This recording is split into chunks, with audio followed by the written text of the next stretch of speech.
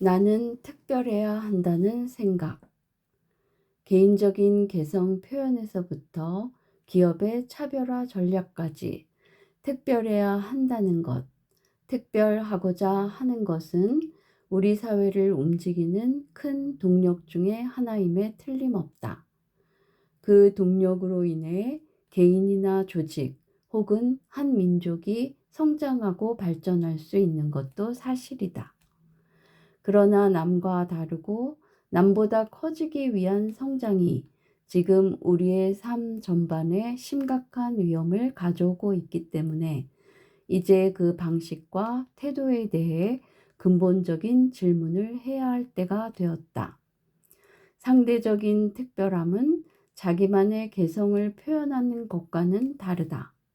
우리 자신뿐만 아니라 모든 생명 현상은 자신의 노력에 관계없이 그 자체로서 이미 특별하다.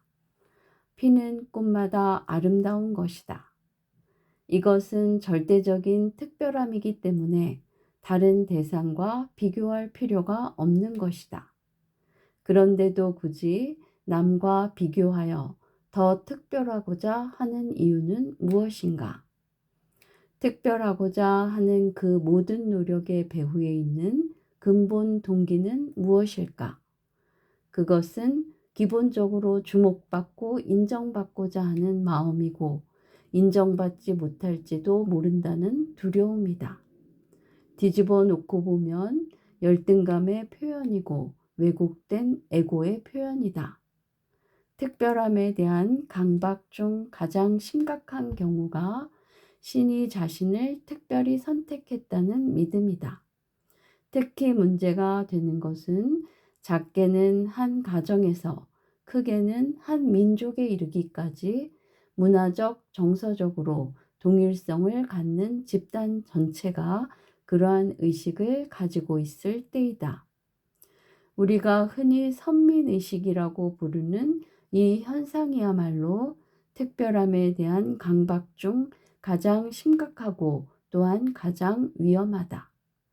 바로 이러한 의식이 다른 민족에 대한 문화적, 정신적 지배를 정당화해 주고 그 결과로서 경제적, 정치적 지배까지도 정당화해 주는 도구로 사용되기 때문이다.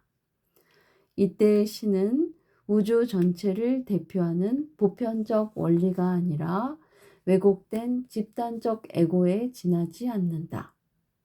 지금 인류가 신앙하는 신들이 대부분 민족신이고 특별히 선호하는 집단이 있다는 사실은 남과 비교하여 자신이 더 우월하다는 식의 상대적 특별함에 대한 우리의 강박증을 반영하는 것이다.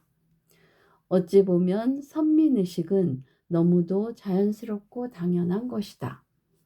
우리의 신들이 민족신이고 그 민족의 집단적 에고의 표현이라면 신이 그 민족 말고 달리 누구를 선택하겠는가?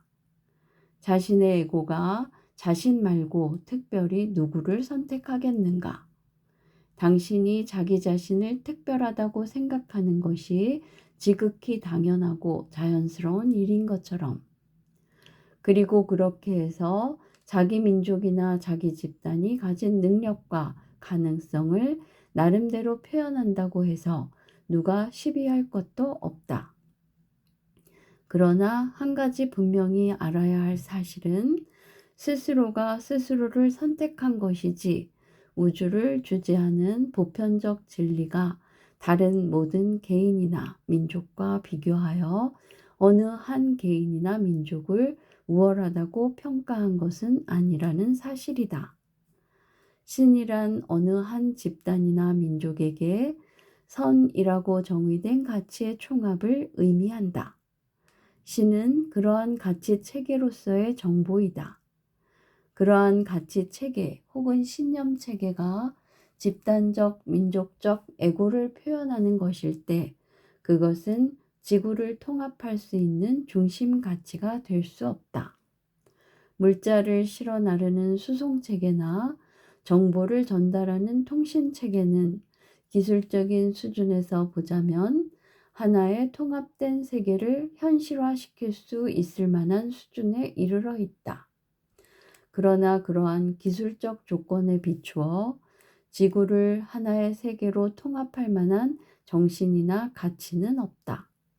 다시 말해 지구를 대표하는 신이 없다. 수많은 속 좁은 민족신들이 그 의식 수준으로는 감당할 수 없는 덩치인 지구를 갖겠다고 서로 싸우고 있을 뿐이다.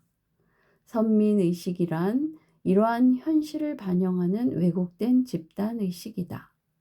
이처럼 왜곡된 민족적 애고와 편협한 신념체계가 어떻게 긍정적인 역할을 할 수 있는가? 사회를 힐링하고 지구를 힐링하는 데 무슨 도움을 줄 수 있는가? 정보의 가치를 평가하는 기준은 문제 해결 능력이다. 지금 우리의 의식과 행동을 규정하는 정보들 가운데 우리가 처한 상황을 개선하고 문제를 해결하는 데 도움이 되지 않는 정보는 그것이 종교가 되었건 신이 되었건 업그레이드 되거나 교체되어야 마땅하다.